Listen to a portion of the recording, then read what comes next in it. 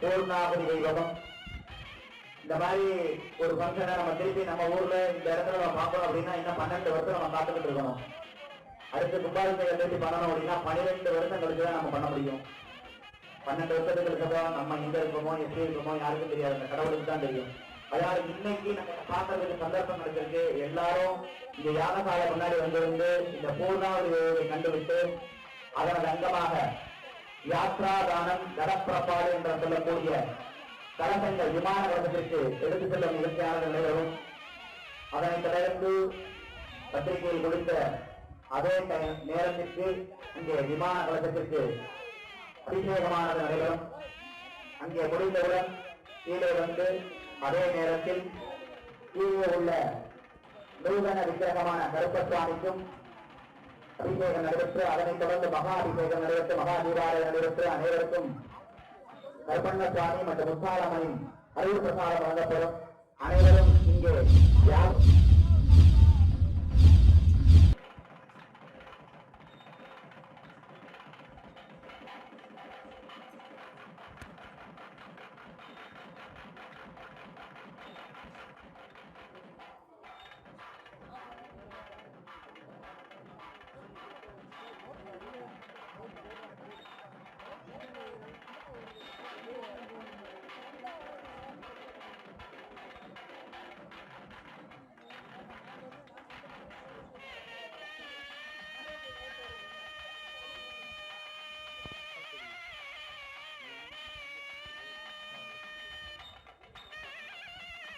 ஆலயம் அப்படின்றது வந்து என்னன்னா ஆனா ஆன்மா, லயம்னா கூடுறது, எல்லாரும் சேர்ந்து கூடுற இடத்துல ஆலயம். அதனாலதான் ஆலயம் ஒண்ணு கட்டிருக்காங்க, கோவில் ஒண்ணு கட்டி அங்க எல்லாரும் சேரணும்னு வச்சிருக்காங்க. நம்ம எல்லாம் அங்கங்க நின்றுட்டு இருந்தோம்னா அதுக்கு பேர் ஆலயம் இல்லை.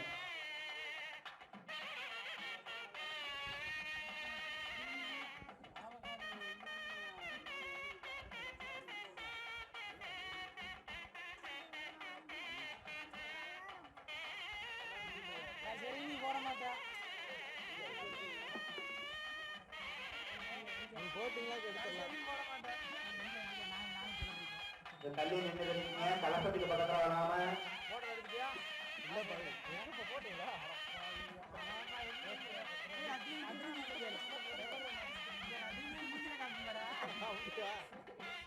ஆச்சாரியாக திருத்திருவமாதாக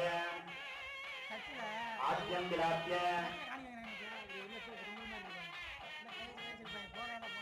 உபாச்சாரியாக கண்டாநாதம் காலையில்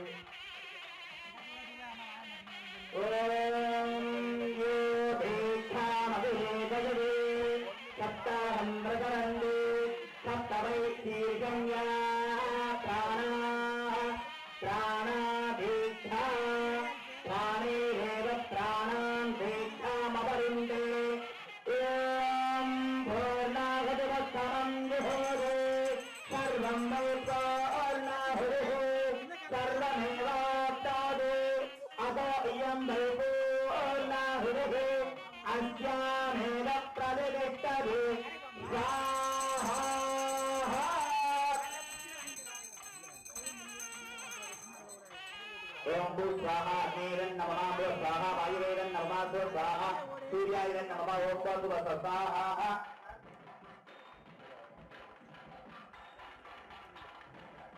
प्रजापतये स्वाहा प्रजापतये नमः